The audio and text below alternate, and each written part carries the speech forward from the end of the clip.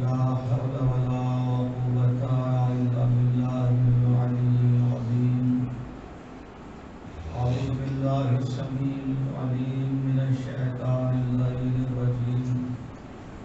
بسم الله الرحمن الرحيم.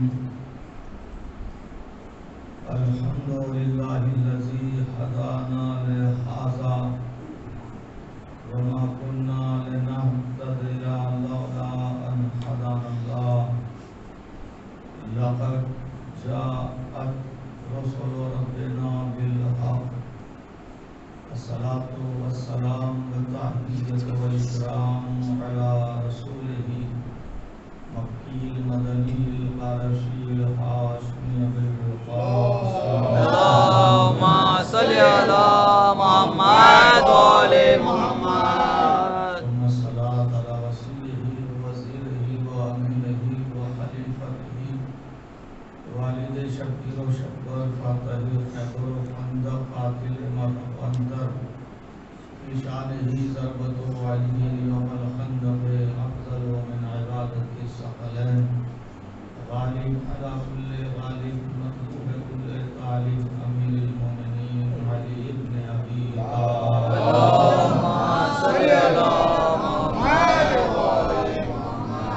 وعلى آله الطيبين الطاهرين المعصومين المظلومين ولعنة الله على أعدائهم وغاصب حقوقهم ومنكر فضائلهم ومصائبهم أجمعين من ليلنا هذا إلى قيام يوم الدين. بسم الله الرحمن الرحيم. لا إكراه في الدين. صلوات اللهم صل على محمد وآل محمد. موجود سامعین، قرآن مجید میں ارشاد پروردگار عالم رہا ہے دین میں جبر نہیں ہے، زبردستی اگر آپ کسی کو کلمہ پڑھائیں گے مسلمان بنائیں گے تو اس کا کوئی فائدہ یا معیار نہیں. دل خود قبول کرے، خود جھکے. آپ کہتے رہیے نماز پڑھو نماز پڑھو، کوئی فائدہ نہیں. دل میں خود آنا چاہیے کہ مجھے اپنے رب کی عبادت کرنی ہے. عبادت بندگی ایک ایسا مسئلہ ہے کہ جس کے بغیر اب اور معبود کا جو رشتہ ہے وہ نہیں قائم ہو سکتا. بندہ جب تک اپنے رب کے سامنے سر نہیں جھکائے گا، اس کی عبادت بندگی نہیں کرے گا، تو ہمارا کیا رشتہ ہے اللہ سے؟ ہمارا بندہ ہونے کا حق یہ ہے کہ ہم اپنے رب کی عبادت کریں. اگر ہم اس کی عبادت نہیں کر سکتے تو پھر ہمارے بندے ہونے کا فائدہ کچھ نہیں ہے. وہ تو معبود ہے، اس کی معبودیت میں کوئی کمی آنے والی نہیں ہے. لیکن ہمارے لیے بندہ ہونے کا جو اللہ نے کمال رکھا ہے وہ سجدہ کمال بندگی ہے، معراج عبدیت ہے. بندے کی معراج کو سجدہ کرتے ہیں. اللہ نے سر جھکایا بھی ہے، اتنی پستی میں انسان کا سر رکھ دیا، مگر سجدے کو معراج بندگی قرار دیا. سبحان اللہ. اپنے سر کو جھکا ہوا تصور کر، تو معراج کی بلندیوں میں ہے. حالانکہ سر انسان کا پشت ہے، جھکا ہوا ہے، مگر پھر بھی اللہ کیا کہہ رہا ہے؟ سر کو جھکا ہوا محسوس مت کر کہ میں نے سر جھکا دیا ہے. یہ تیرا سر تیری بندگی کی معراج ہے، تیرے عبد ہونے کی معراج ہے. معراج عبدیت یہی ہے کہ بندہ اللہ کی بارگاہ میں سر جھکا کے سبحان ربی الاعلی وبحمدہ. اللہ اس کی عبادت کی وجہ سے اسے مقام میں معراج عطا کرتا ہے کہ تو اپنے آپ کو کم مت سمجھ، چھوٹا مت سمجھ، بلکہ تو معراج کی بلندیوں پر ہے.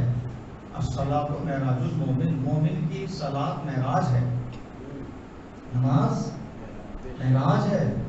معراج آپ اس بلندی کو کہتے ہیں کہ جہاں مرسل اعظم اللہ سے ملنے کے لیے گئے تھے، ملاقات پروردگار کے لیے جہاں گئے تھے، جہاں اللہ نے اپنے عبد کو، اپنے بندے خاص کو اپنے پاس ملاقات کے لیے بلایا تھا، اس ملاقات کو ہم معراج کہتے ہیں۔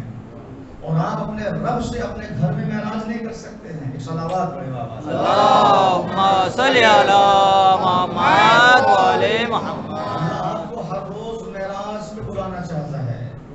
اس مصلی کو آپ ایک معمولی کپڑا مت سمجھو، بلکہ یہ وہ مقام ہے جہاں بندہ اپنے اللہ سے گفتگو کرتا ہے، اپنا راز، اپنے دل کا حال انسان کسی سے نہیں کہتا۔ آپ نے سنا،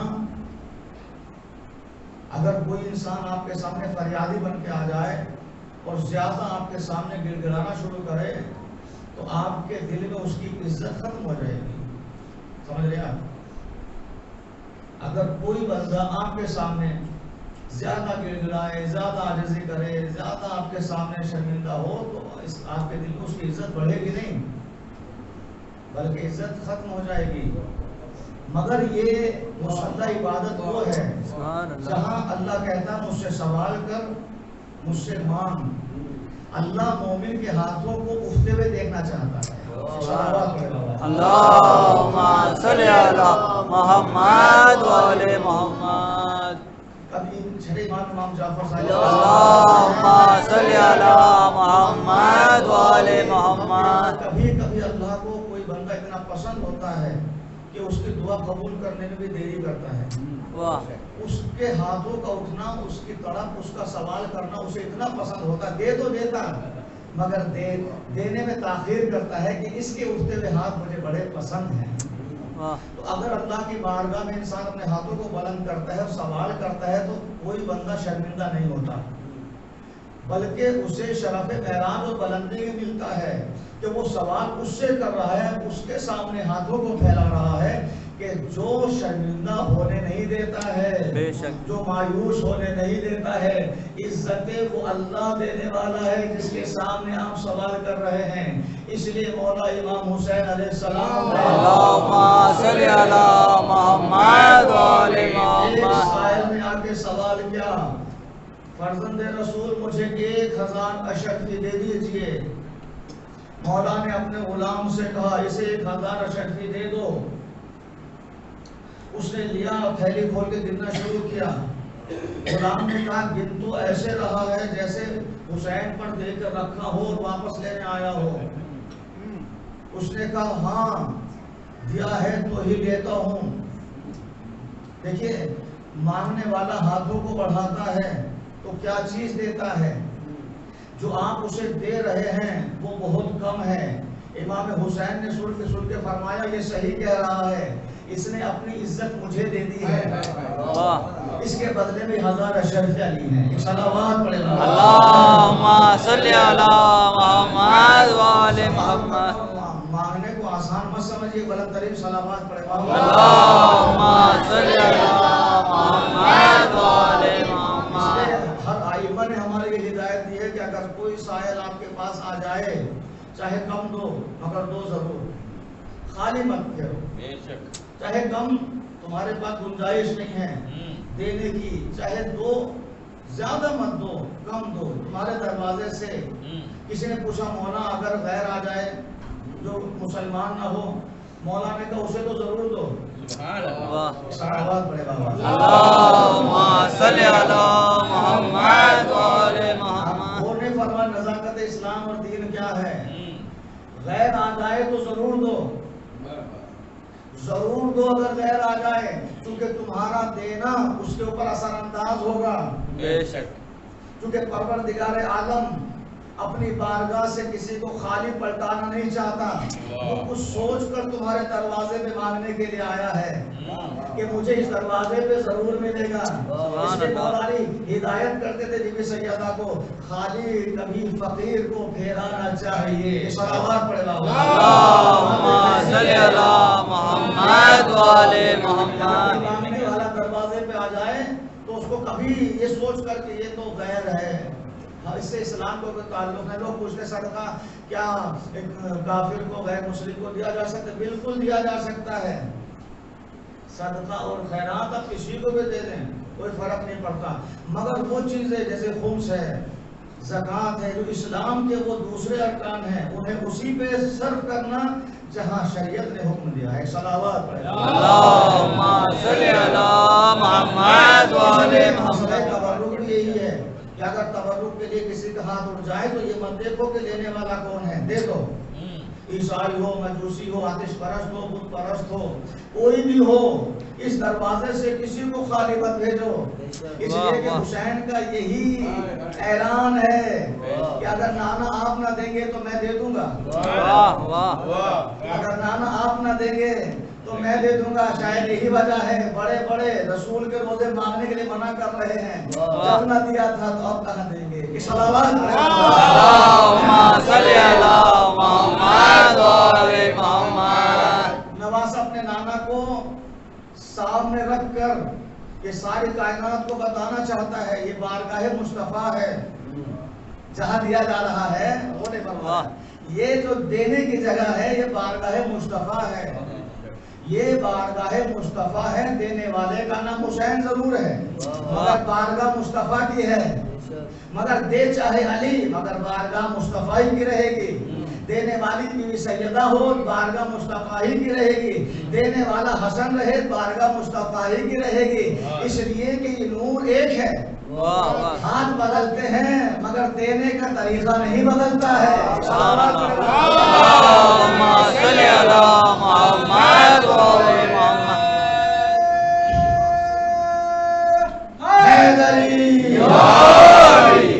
ہماری تقریر جو کل تھی اس سے ذرا متصل تو ہونا ہے نا تاکہ ہمیں پتا چلے کہ دین کیا ہے، اسلام کیا ہے.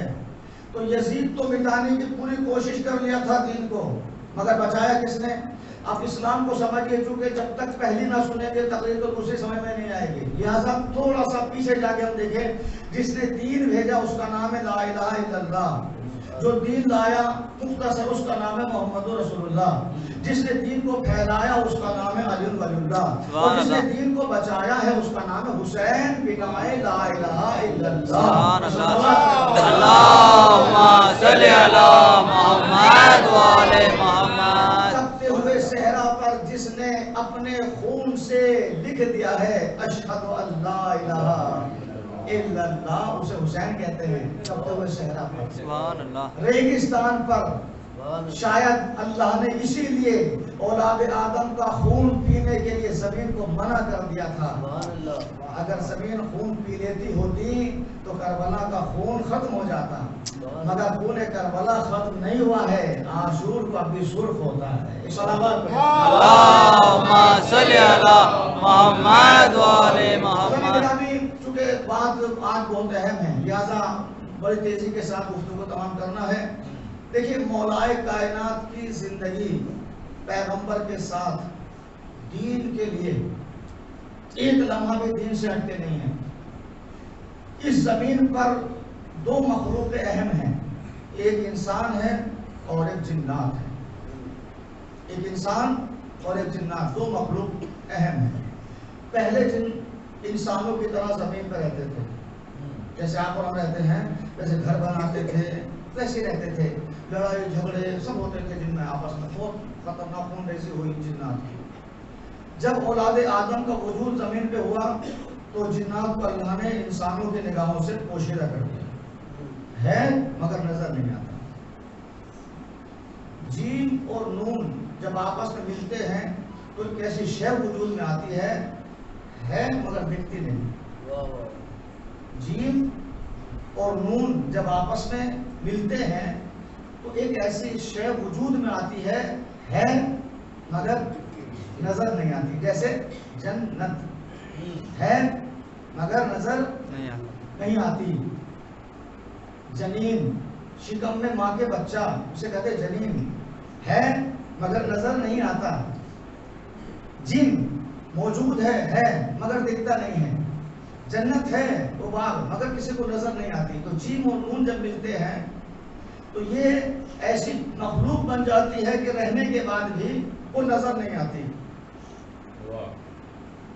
حضرت علی علیہ السلام اللہم صلی علی محمد و آل محمد انسانوں کو ہی نہیں دیکھتے تھے، واہ وہ جناتوں کو بھی دیکھتے تھے. سبحان اللہ. یعنی جن بھی ایسے ہی دکھتے تھے جیسے انسان نظر آتے ہیں. وہ نگاہیں الگ ہیں. ان آنکھوں کو کہتے ہیں عین اللہ. سبحان اللہ. جیسے اللہ سے کچھ نہیں چھپتا ویسے علی سے بھی کچھ نہیں چھپتا. بے شک. ساری کائنات علی کے سامنے آپ کی 5 انگلیوں کی طرح رہتی ہے. کوئی چیز آپ پوشیدہ نہیں کر سکتے. حضرت آدم سے 30,000 سال پہلے روئے زمین پر ایک جن رہتا تھا 30,000 سال پہلے، اور وہ اتنی خوریزی برپا کر رہا تھا کہ جو آتا تھا مارنا کھانا قتل و غارت گری میں لگا رہتا تھا. ایک دن دیکھا کہ اس نے ایک نوجوان آیا ہے اور اس کے ہاتھوں کو پکڑ کے ایک تماچا لگایا، اور جیسے تماچا لگا تو آنکھوں سے پیپ بہنے لگا خون کے ساتھ ساتھ. سونے پر مارا ایک تماچا مارا اور اس کے آنکھوں سے خون اور پیپ بہنے لگا، اور ایک کھجور کی دھاڑی توڑ کے دونوں ہاتھوں کو باندھ دیا اور یہ کہہ کے چلا گیا کہ آخری نبی کے زمانے میں کھلیں گے.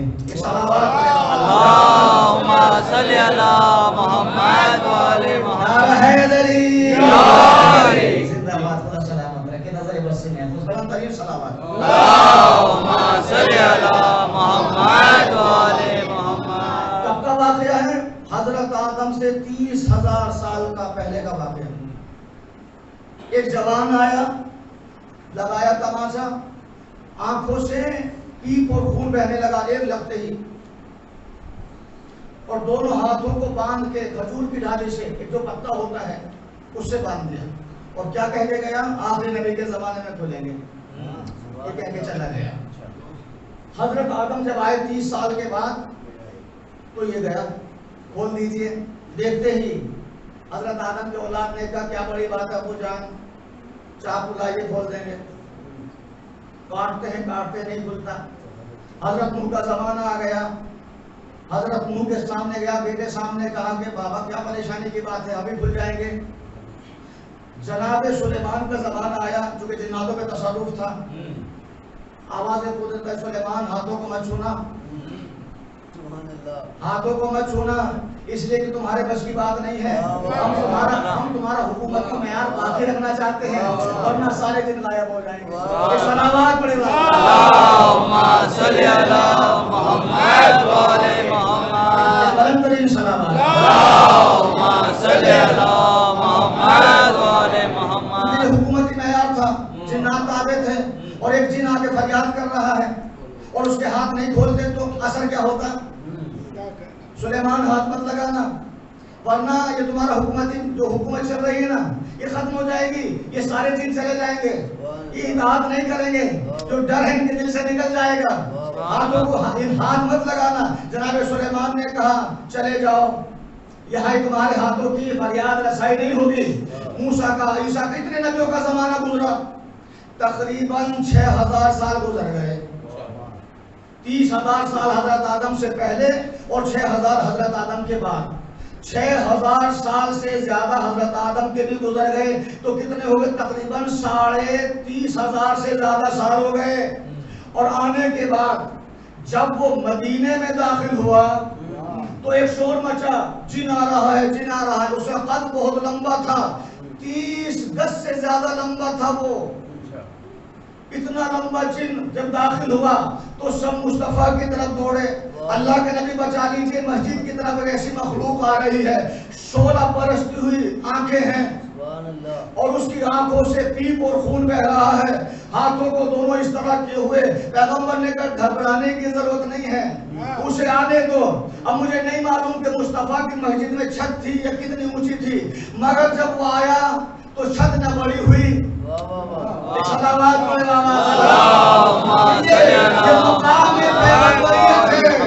پیغمبر کی جگہ پہ بڑے بڑے بھی چھوٹے ہو جاتے ہیں. صلوات پڑھے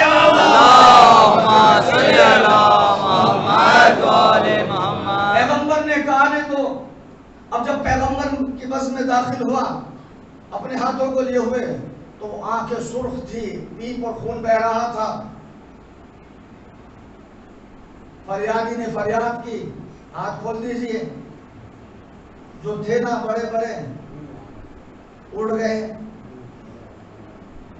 یا رسول اللہ ہم کھول دیتے ہیں، ہم کھول دیتے ہیں.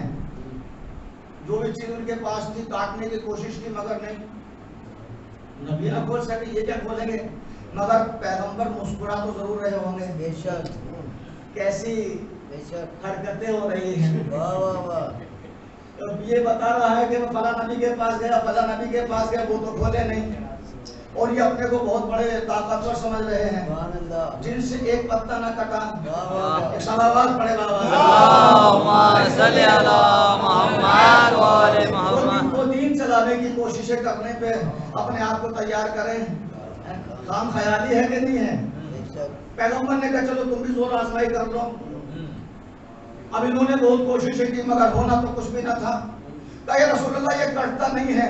پیغمبر نے کہا کٹنا نہیں ہے، اس کو کھلنا ہے، اسے کٹنا نہیں ہے. اللہم صلی علی محمد و آل محمد. یہ کٹوانے کے لیے نہیں آیا ہے، یہ کھلوانے کے لیے آیا ہے. اسلام میں ہاتھ کٹنا نہیں ہے، ہاتھوں کا کھلنا ہے. صلوات پڑھے. اللہم صلی علی محمد و آل محمد.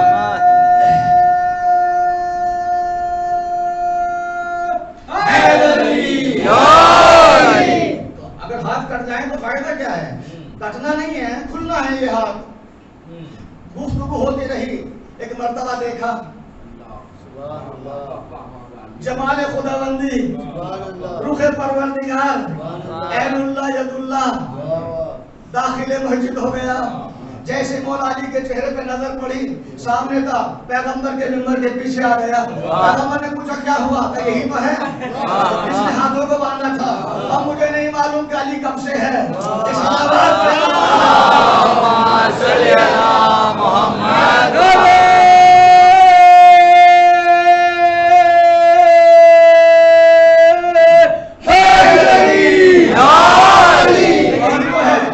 یہی تو ہے کہ جس نے میرے ہاتھوں کو باندھا تھا. پیغمبر نے علی سے کہا یا علی ہاتھوں کو کھول دو، یا علی ہاتھوں کو کھول دو. میرے مولا آگے بڑھے اور بندھی ہوئی گھاٹی ڈلی ہوئی کو کھولنا شروع کیا. گھاٹی کھل رہی تھی، پیٹ واپس جا رہا تھا، آنکھیں نارمل ہو رہی تھی اور اس کی زبان ہل رہی تھی اور پڑھ رہا تھا اشہد ان لا الہ الا اللہ و اشہد ان محمد رسول اللہ. ہاتھ کھلے تو کہنے لگا علی ولی اللہ. اللہم صلی علی محمد و آل محمد. عزیزان گرامی، یہ امیر المومنین کی ذات ہے، یاد رکھیے. جو کوئی نہیں دیکھ سکتا وہ علی دیکھتے ہیں. مدینے سے باہر ایک جگہ تھی 8 کلومیٹر کے فاصلے پر. پیغمبر کو معلوم ہوا کہ کفار ہم پہ حملہ کرنے کے لیے آ رہے ہیں. کسی نے خبر دی. پیغمبر نے اصحاب سے کہا چل چلو، مدینے کی حرمت کو بچانا ہے اور ہمیں ان کو راستے ہی میں روکنا ہے. 35 دن تک پیغمبر نے انتظار کیا مگر کوئی آئے نہیں. پیغمبر نے کہا چلو اب وہ نہیں آئیں گے. اب خالی ہاتھ واپس پلٹ رہے ہیں اصحاب. اور جو غذا تھی، کھانا تھا، ختم ہو گیا. پانی تھا وہ بھی نہیں رہا. کسی مخبر نے آ کے خبر دی اللہ کے نبی یہاں نزدیک میں کنواں ہے، وہاں سے جو ہے پانی ڈالو. پیغمبر نے کہا کہ بھئی کون ہے پانی لائے گا؟ کہا مگر وہاں جنات کا قبضہ ہے، رہتے مسجد ہیں مگر پانی ڈالو. پیغمبر نے جو سب سے بڑا تھا اس کو بلایا اور کہ جاؤ پانی لا لو. کہنے لگے یار رسول اللہ آپ کیسی باتیں کر رہے ہیں، کبھی میں لڑا نہیں. آپ نے دیکھا میں تو دائیں بائیں رہ جاتا ہوں. مجھے لڑنے کی عادت نہیں ہے، میں وہ شریف شہری ہوں. آپ کسی اور کو بھیج دیجئے. پیغمبر نے کہا کچھ لوگ لے کے چلے جاؤ. ہمت کر کے گئے تو ڈول باہر پھینک دی، پھر ڈالی تو ڈول کاٹ دی. 8 دستے پیغمبر نے بھیجے مگر کوئی پانی نہ لا سکا اور سب وہاں سے واپس آ گئے. سب نے کہا اب کیا ہوگا؟ پیغمبر نے علی کی طرف دیکھا، یا علی پانی لے آؤ، میری امت مشکل میں ہے، پیاسی ہے، انہیں پانی سے سیراب کرو. امیر المومنین نے ذوالفقار کو حمایل کیا اور لشکر سے کہا تم یہاں رہو، پانی نہیں ہم کنواں لائیں گے. یہ صلوات پڑھے اللہم صلی علی محمد و آل محمد. جیسے مولا علی کے قدم ان کی سرحد میں پڑے جنگل میں آگ لگا دی. جنات تھے. کسی مخبر نے جنات کو خبر دی جا کے, پوچھا سردار نے کون آ رہا ہے, کہ بڑا گیس میں آ رہا ہے. کہا ذرا دیکھو تو صحیح اس کا آنے کا انداز کیسا ہے. کا انداز یہ ہے جیسے جیسے بڑھ رہا ہے آپ پیچھے ہٹ رہی ہے, وہ پیچھے نہیں ہٹ رہا ہے. اور علی چلتے چلتے کنویں کے قریب گئے تو آپ کنویں میں چلی گئی. میرا مولا علی کنویں کے اندر کود گیا. ایسی سیڑھیاں نہیں تھی, کود گیا میرا مولا علی. صلوات پڑھے بابا. اللہم صلی علی محمد و آل محمد. سب ڈول ڈال رہے تھے, علی خود اتر گئے. اور جیسے اترے جنات کے سردار نے کہا انسانوں سے لڑنا آسان ہے, جانتے نہیں ہم نظر نہیں آتے. میرے مولا نے کہا تو سب سے چھپ سکتا ہے, نگاہ علی سے نہیں چھپ سکتا. میں تو تب سے تجھ پہ نظر رکھے ہوئے ہوں. صلوات پڑھے بابا. اللہم صلی علی محمد و آل محمد. مگر علی سے بچنے والا تو نہیں ہے. آپ مجھے دیکھ سکتے ہیں کہ میں تیری نسلوں سے واقف ہوں, مجھے پتا ہے کہ تو کون ہے. کہ ہم پانی نہیں لے جانے دیں گے. میرے مولا نے کہا پانی لینے آتا تو ڈول لاتا. دیکھ نہیں رہا ذوالفقار لایا ہوں, میں پانی لینے نہیں آیا ہوں, کنواں لینے آیا ہوں. تو آپ خیریت سمجھیے واپس چلے جائیے, جہاں جو آیا واپس نہیں گیا. میرے مولا نے کہا واپس بھی جاؤں گا اور کنواں لے کے جاؤں گا. آج کے بعد کس کنویں کے اوپر علی کی حکومت ہوگی جنات کی نہیں. اللہم صلی علی محمد و آل محمد. آپ کیسے لڑیں گے؟ ہم بہت تعداد میں ہیں, آپ اکیلے ہیں. میرے مولا نے کہا علی کو کثرت نہ دکھا. علی کثرتوں سے ڈرنے والا نہیں ہے. یہ ذوالفقار مجھ سے پوچھتی ہے کتنی لمبی ہو جاؤں, اور جب چلتی ہے تو نسلیں دیکھ کے چلتی ہے. میرے مولا نے ابھی ذوالفقار نکالی تھی کہ وہ سمجھ گیا اب ہمارا خاتمہ بخیر ہے. قدموں پہ سر رکھتے تھے, علی معاف کر دیجئے. فرمایا کہ جو سردار تھا اسے سردار بنا لو. صلوات پڑھے اللہم صلی علی محمد و آل دیکھا تو جعفر جن کا باپ قید پہ جکڑا ہوا تھا, مولا نے بلایا, بادشاہ کے تخت پہ بٹھا دیا. گھبرانے کی ضرورت نہیں ہے کہ مولا آپ کا بڑا احسان ہے, کا احسان تو کربلا میں ادا کرنا. ایک صلوات پڑھے اللہم صلی علی محمد و آل محمد. ہم اور آپ جن مخلوق کو دیکھتے ہیں صرف انہی پر بھروسہ رکھتے ہیں, مگر ان کی نگاہوں سے کوئی پوشیدہ ہونے والا نہیں ہے. میرے مولا نے جب کنویں پہ قبضہ کر لیا, ایک جشت لگائی, کنویں سے باہر آ کے آواز دیا آؤ پانی لے جاؤ, اب کنواں ہمارا ہے, اب کنواں ہمارا ہے, پانی لے جاؤ. اصحاب دوڑتے ہوئے آئے اور آپس میں کہہ رہے تھے علی جنات سے کیسے لڑ لیا, علی جنات سے کیسے لڑ لیا. ہم تو یہ سمجھ رہے تھے آج علی گیا, مگر یہ واپس کیسے آیا. اب سمجھ میں آیا علی کے پیروں کو رسول اللہ کیوں کہتے ہیں. اللہم صلی علی محمد و آل محمد. یہ علی ابن ابی طالب کی ذات ہے, مگر اس احسان کو امت نے فراموش کر دیا. نہ سمجھ سکے علی کا احسان. جس نے امتوں کو سیراب کیا اس کے بچے کربلا میں پیاسے رہے, اور پیاس کا یہ عالم تھا, ہر ایک کی زبان کا لطش کی طرح تھی. غربت عظیم تھی, مگر کسی نے بھی ہاتھ نہیں پھیلایا ہمیں کھانا دے دو, ہمیں کھانا دے دو. کھانا نہیں مانگا, ایک پانی کا سوال تھا, ایک قطرہ پانی نہیں جائے. بی بی سکینہ شیور کے پیچھے پیچھے کیا مانگتی تھی؟ پانی. اور پانی پیتی نہیں تھی, بلکہ کوزے میں جمع کر کے اپنے بھیا کی ہتھیلی میں ڈال دیتی, تاکہ مولا سجاد کی سب کو سائے میں بیٹھے بٹھایا جاتا تھا, مگر اسیروں کو دھوپ میں بٹھایا جاتا تھا. اور مولا سجاد کی ہتھیلیاں اور بیڑیاں زیادہ گرم ہو جاتی تھی شدت کی وجہ سے. بہن تھی نا, بہن کا دل تھا, اپنے حصے کا پانی جمع کر کے ہتھیلی بیڑیوں پہ ڈالا. مولا سجاد پوچھتے تھے بہن تو نے پانی نہیں پیا؟ بھیا تیری ہتھیلی اور بیڑیوں سے زیادہ میری پیاس نہیں ہے. عزیزانو آپ اندازہ لگائیے ایک انسان ہتھیلی بیڑیوں میں کتنے دن رہ سکتا ہے. بڑے سے بڑا مجرم بھی اس کے گلے میں ایسا توپ ڈالا جاتا ہے تو نارمل ہو, صرف ایک گول کمپیل رہتی ہے. اس کو فولڈ کر کے گول بنا دیا جاتا ہے، وہ ڈالا جاتا ہے۔ لوہا بھی اتنا ڈالا جاتا ہے تاکہ وہ اٹھا سکے، چل سکے۔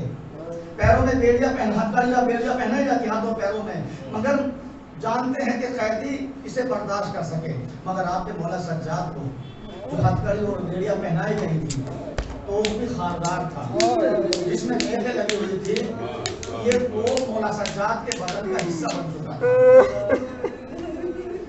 اگر کوئی ایسا ایکسیڈنٹ ہوا ہو کہ جس میں پیر میں راڈ ڈالی گئی ہو یا ہاتھ میں راڈ ڈالی گئی ہو یا کسی بدن کے حصے میں لوہا ڈالا گیا ہو، اسے اس بات کا احساس ہوگا کہ جب کوئی چیز بدن کا حصہ ہو بن جاتی ہے اسے نکالنا کتنا مشکل ہوتا ہے۔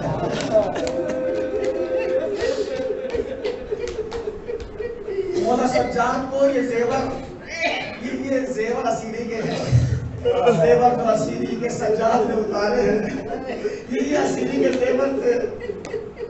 قسم خدا کی، میں قسم نہیں کھاتا، آج تک شیعہ وہ ہتھکڑی اور بیڑیاں تلاش کر رہے ہیں، کہاں گئی ایک کڑی مل جائے جو میرے مولا سجاد کے گلے میں ڈالی گئی تھی، اس زنجیر کی ایک کڑی مل جائے، ہماری نسلیں آباد ہو جائے گی۔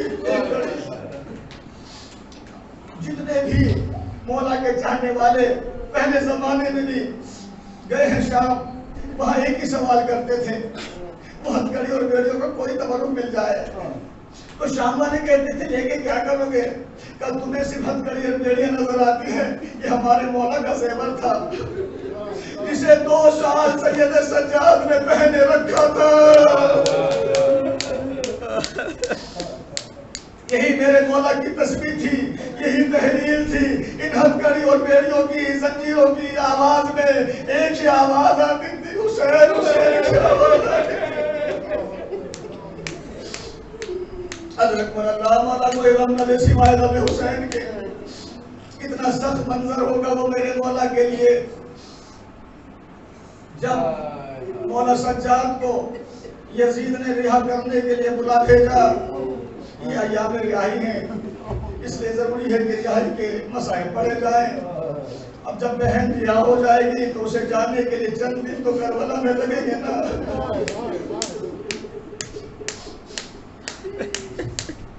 مولا سجاد کو بلا بھیجا، بی بی زینب نے کہا میرے لال سید سجاد میں تمہیں اکیلے نہیں جانے دوں گی، اگر اکیلا بلا کے اس نے تمہیں کوئی نقصان پہنچایا۔ میرا مولا بڑی سنجیدگی کے ساتھ آہستہ سے بولا پھوپھی اماں، میں امام وقت ہو کے کہہ رہا ہوں یزید ہم پہ اس وقت ظلم نہیں کرے گا، مگر مجھے بڑی تکلیف ہونے والی ہے، مجھے بہت تکلیف ہونے والی ہے۔ میرے لال کی تکلیف مجھے بتا دے کیا تکلیف ہونے والی ہے؟ پھوپھی اماں اب تو کچھ کوئی تکلیف نہیں ہے، سجاد کا بدن صحیح ہے، لیکن اب جو ہونے والا ہے میرے جسم کو بڑی تکلیف ہونے والی ہے۔ جب میرا مولا یزید کے قریب پہنچا، یزید حضرات کو بلایا ہوا تھا، جو لوہے کاٹنے والا تھا اسے بلایا ہوا تھا۔ حضرات کی طرف دیکھ کے یزید نے کہا اس قیدی کے بدن سے یہ ہتھکڑی اور بیڑیاں جدا کر دے۔ سنو گے زادارو، آپ تو شیعہ ہیں، وہ ہتھکڑ شیعہ ہو گیا، مگر سجاد کو رہا کرنے کے بعد وہ کلمہ پڑھنے لگا۔ مرزق رسول گواہ رہیے گا، مگر آپ کو مومن شیعہ ہیں، آپ تو صرف سن کے روتے ہیں۔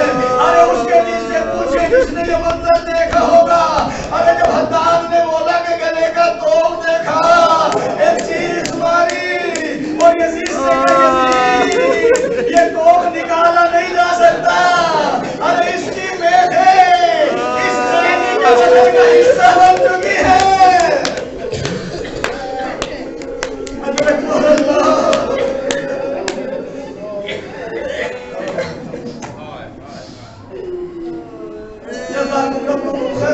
مولا تمہیں کوئی غم نہ دے سوائے غم حسین کے۔ آنسو نکلتے ہو اپنے لیے کوئی دعا مانگ لیجئے گا، اور اس وائرس کے ختم ہونے کے لیے ضرور دعا مانگے گا، کیونکہ اس نے ہماری آزاداری کو بڑا نقصان پہنچا دیا، ہمیں دل بھر کے ماتم نہ کر سکے، ہم سیدہ کے لال نہ رو نہ سکے، ہمارے دوست پورے نہ ہو سکے، بڑی مصیبتیں تھیں، محمد گزرتا جا رہا ہے، مولا اس وائرس کو جلد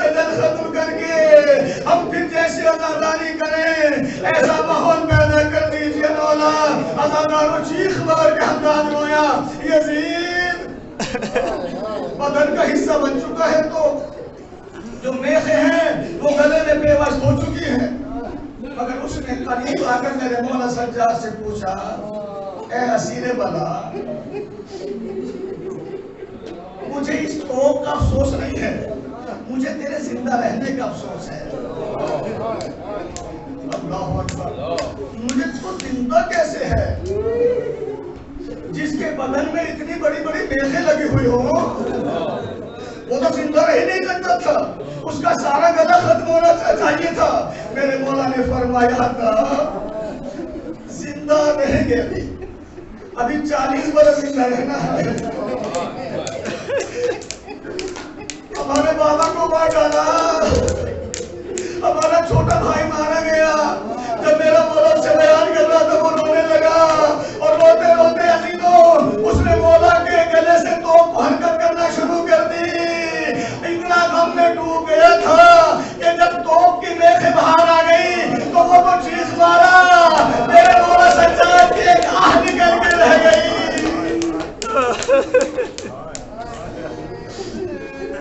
میرا مولا ایک آہ کیا، گلے کا توپ اس کی میخیں باہر آئی، ہاتھوں کی ہتھکڑیوں کو جب نکالا تو گوشت ہتھکڑیوں کے اوپر آ چکا تھا، اور جب اس نے پیروں کی بیڑیوں کو دیکھا ہڈیوں کے اوپر تھی، اوپر تھی، اور بیڑیاں اندر پیوست ہو چکی تھی۔ میرے مولا نے کہا دار آہستہ سے نکالنا۔ حضرت اللہ جزاکم ربکم خیر الجزا، مولا کوئی غم نہ دے سوائے غم حسین کے۔ عزاداروں بڑی سنجیدگی کے ساتھ صبر کے ساتھ یہ مسائب آپ کو سننے ہوں گے۔ میں نے مسائب زیادہ نہیں پڑھنا ہے لیکن ان مسائب کو آپ سنیے۔ ادھر مولا کے بدن سے اسیری کے زیور اترے، جھکی ہوئی کمر سیدھی نہیں ہو رہی ہے،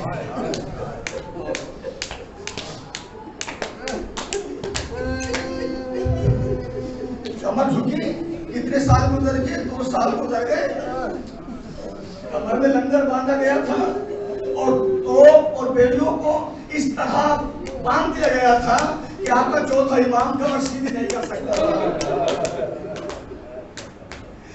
ہاتھوں سے ہتھکڑی نکل گئی، پیروں سے بیڑیاں نکل گئی، گلے سے خاردار توپ تو نکل گیا، مگر میرے مولا کی کمر سیدھی نہیں ہو رہی۔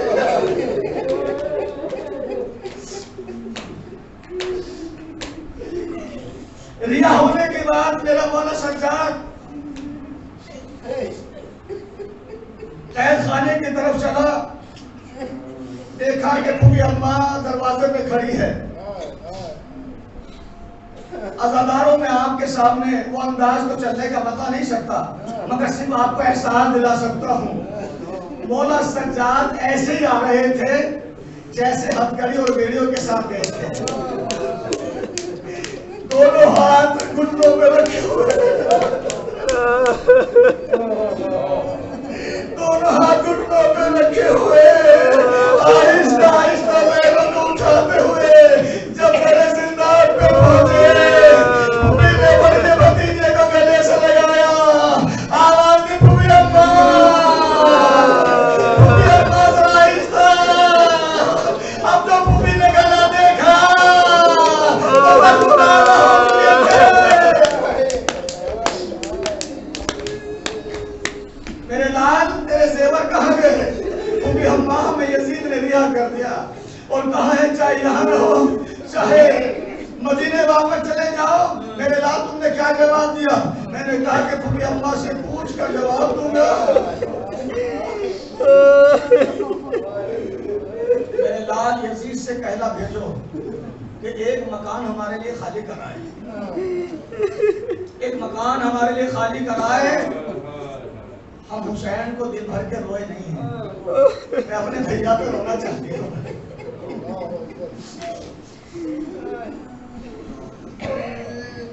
ایک مکان خالی ہوا اور سیدانیہ اس مکان کی طرف چلی تو پہلے سے بی بی زینب نے کہہ دیا تھا سیاہ پردے دروازوں پہ لگائے جائیں، ایک سیاہ علم اس گھر کی چھت کے اوپر لگایا جائے تاکہ معلوم ہو کسی کے عزادار آ رہے ہیں۔ ایک علم لگا ہوا تھا سیاہ پرچم اور سیاہ پردے لٹکے ہوئے تھے۔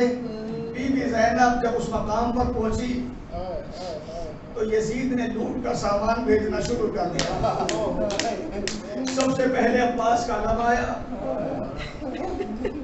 بی بی قاسم کے لیے کھڑی ہو گئی، علم کے پیچھے پیچھے حسین مظلوم کا سر آیا، مولا عباس کا سر آیا، ایک ایک بیوی نے بڑھ کر سروں کو لے لیا، سارا سامان اٹھا گیا، مگر حسین غریب کا کرتا نہیں آیا، حسین کا پیراہن کرتا نہیں آیا۔ میرے مولا نے سب اسبابوں کو دیکھا تو سارے اسباب تھے، سارا سامان تھا، مگر اگر نہیں تھا تو حسین غریب کا کرتا نہیں تھا۔ میرے مولا سید سجاد نے کہا پھپھی اماں بابا کا پیراہن نہیں آیا جو دادی زہرا نے اپنے ہاتھوں سے سیا تھا۔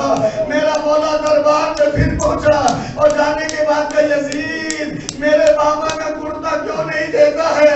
یزید کہتا سید سجاد اس کرتے کو لے کر کیا کرو گے؟ میرے مولا نے کہا جب تک میرے بابا کا کرتا نہیں ملے گا، ارے مدینے جا کر میں اپنے نانوں سے کیا کہوں گا؟ نانا اپنے نواسے کے زخموں کو دیکھ لے، کتنے زخم تیرے نواسے کے بدن میں لگے ہیں۔ ارے جب حسین غریب کا کرتا لایا گیا، مولا سجاد نے ارے اسی دربار میں جب کرتے کو کھولا، کسی شامی نے کہا حسین بڑے غریب تھے، میرے مولا سے رہا گیا، آواز بھی خاموش ہو گا، یہ میرے بابا کی غریبی نہیں ہے، ارے تیروں پر میرے بابا کا جسم رہ گیا تھا۔ حضرت اللہ آخری طور علامہ صاحب کا زدہ، یہ میرے بابا کی غریبی نہیں ہے، میرے بابا کے جسم پر اتنے زخم لگے ہیں، یہ زخموں کے نشان ہیں۔ جس طرح یہ کرتا چھلی ہوا ہے، میرے بابا کا جسم بھی زخموں سے چھلی ہوا تھا۔ میرا مولا سجاد اپنے بابا کے کرتے کو لے کے پہنچا اور اپنے چچا عباس کے سر کو اٹھایا۔ بی بی زینب یہ دیکھ رہی تھی کہ شاید اب سید سجاد اپنے چچا کے سر کو اپنے گود میں لے کر فریاد کرے گا، مگر زینب نے دیکھا سید سجاد فریاد نہیں کر رہے، سر کو لے کے اٹھے، اس دیوار سے ٹکرائے، اس دیوار کا سہارا لیا، اس دیوار کو ہاتھ لگایا، اس دیوار کو سمجھتے ہوئے میرا مولا جس سے چلا نہیں جا رہا تھا، دیواروں کے سہارے چلتے چلتے ایک مرتبہ زندان کے قید خانے کے دروازے پہ پہنچے اور سکینہ کی طرف سے اپنے چچا کے سر کو رکھ کے کہا چچا میری بہن سکینہ ذرا اٹھو تو صحیح، چچا ملنے کے لیے آیا ہے۔ خبر سکینہ سے آواز آنے لگی بھیا چچا سے کہہ دینا سکینہ دنیا سے چلی گئی، مگر چچا کے بعد میں نے پانی نہیں مانگا، میرے ہونٹ سوکھ گئے تھے، میری زبان پکڑا گئی تھی، میری ہڈیاں ٹوٹنے لگی تھی، میری کھال اکھڑنے لگی تھی، چچا سے کہہ دینا سکینہ بھی گیا